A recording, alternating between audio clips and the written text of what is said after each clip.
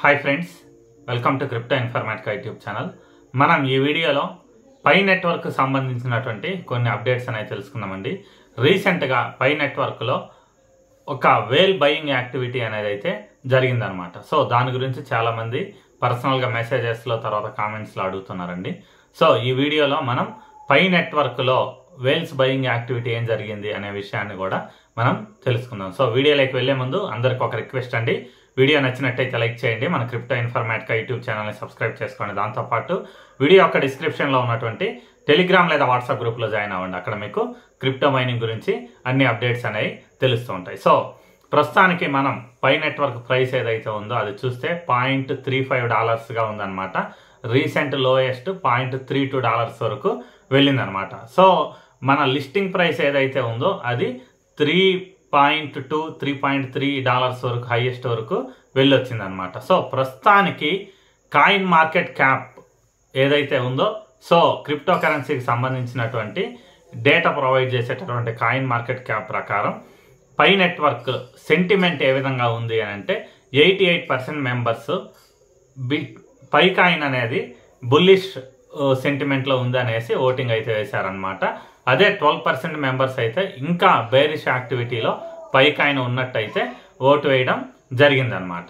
So పై Wales ఎవరైతే ఉన్నారో పై coin ఎక్కువగా బై చేసినటువంటి వేల్స్ గురించి మనం మాట్లాడుకుంటే GAS.ODM అనేటటువంటి అడ్రస్తో ఉన్నటువంటి ఒక వేల్ $138 మిలియన్ విలువ కలిగినటువంటి 331 మిలియన్ పై కాయిన్స్ని రీసెంట్గా బై చేయడం అయితే జరిగిందనమాట. సో ఈ పై కాయిన్స్ని ఆ వేల్ ఏదైతే ఉందో GAS.ODM అనేటటువంటి వేల్ OKX ఎక్స్చేంజ్, బిట్గెట్, మెక్సీ గ్లోబల్, దాంతోపాటు ఇంకొక అదర్ ఎక్స్చేంజ్ ఉందండి. మొత్తం 4 ఎక్స్చేంజెస్ నుంచి బై చేసి పూర్తిగా వ్యాలెట్స్లోకి మూవ్ చేయడం జరిగిందనమాట.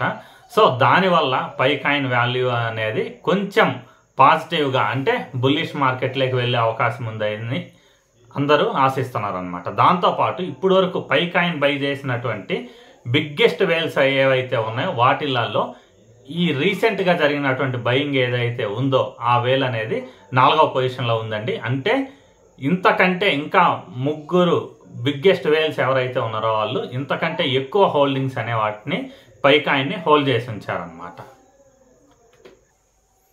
సో ఈ వేల్ ఏదైతే ఉందో గత 3 నెలల్లో అంటే మే నెలలో, తర్వాత జూన్లో, జూలైలో ఈ 3 నెలల్లో ఇన్ని పై కాయిన్స్ని డిఫరెంట్ వేరు ప్రైసుల దగ్గర బై చేయడం అయితే జరిగిందనమాట. సో బై చేసిన తర్వాత పూర్తిగా వాటిని వ్యాలెట్స్లోకి మూవ్ చేయడం జరిగింది. సో దాంతోపాటు ఈ పై నెట్వర్క్ వాల్యూ అనేది ఈ రీసెంట్ 4-5 నెలల్లో పడుతూ ఉన్న టైంలో పై కోర్ టీం వాళ్ళు కూడా పై కాయిన్ని పదే బై చేశారు అనేసి కూడా ఒక న్యూస్ అయితే వైరల్ అయితే అవుతుందన్నమాట. సో ఈ పై కాయిన్ని పై కోర్ టీం వాళ్ళు ఎందుకు బై చేశారు అనే దాని గురించి కొంచెం విశ్లేషణ చేస్తే, సో అందరు చెప్పేది ఏంటి అంటే తొందరలో పై కాయిన్ అనేది చాలా పెద్ద ఎక్స్చేంజెస్లో లిస్ట్ అవ్వబోతుంది అనేసి ఒక న్యూస్ అయితే స్ప్రెడ్ అవుతుంది అనమాట. సో ఎక్స్చేంజెస్లో లిస్ట్ చేయాలి అంటే ప్రతి ఎక్స్చేంజ్కి కూడా లిక్విడిటీ అనేది ప్రొవైడ్ చేయాలి. సో ఆ లిక్విడిటీ అనేది ప్రొవైడ్ చేయడం కోసము పై కోర్ టీం వాళ్ళు రీసెంట్గా అందరూ సెల్ చేసినటువంటి పై కాయిన్స్ ఏవైతే ఉన్నాయో వాటిని తిరిగి బై చేస్తున్నారు అనేసి అయితే ఒక న్యూస్ స్ప్రెడ్ అవుతుంది. సో ఈ వేల్స్ యాక్టివిటీ దాంతోపాటు 88% బుల్లిష్ సెంటిమెంట్ ఏదైతే ఉందో దీనివలన పై కాయిన్ అనేది ప్రస్తుతానికి ఉన్నటువంటి $0.3-0.35 ఏదైతే ఉందో ఆ రేట్ నుంచి దరిదాపు $0.52 వాల్యూ వరకు అయితే పెరిగే అవకాశం అయితే ఉందండి షార్ట్ టర్మ్లో 1 or 2 వీక్స్లో.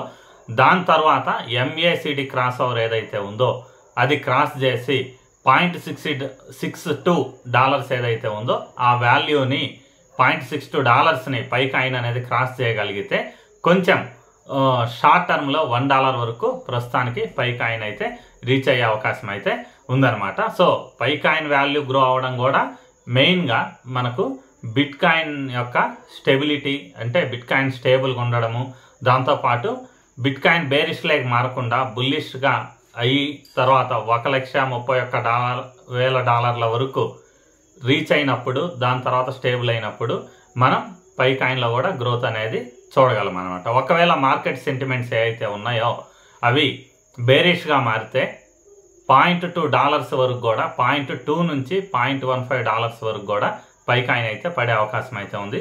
సో ప్రస్తుతానికి బిట్ కాయిన్ అయితే 50 days మూవింగ్ యావరేజ్ ఏదైతే ఉందో దాన్ని సపోర్ట్గా తీసుకొని బిట్ కాయిన్ అనేది రైజ్ అవ్వడం జరిగిందండి.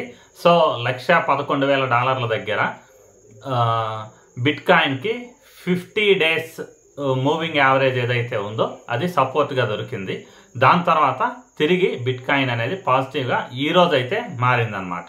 సో ఈ పాజిటివ్ సెంటిమెంట్ అనేది అలాగే కొనసాగితే తొందరలో బిట్ కాయిన్ అనేది $1,37,000 వరకు వెళ్ళే అవకాశం అయితే ఉంది.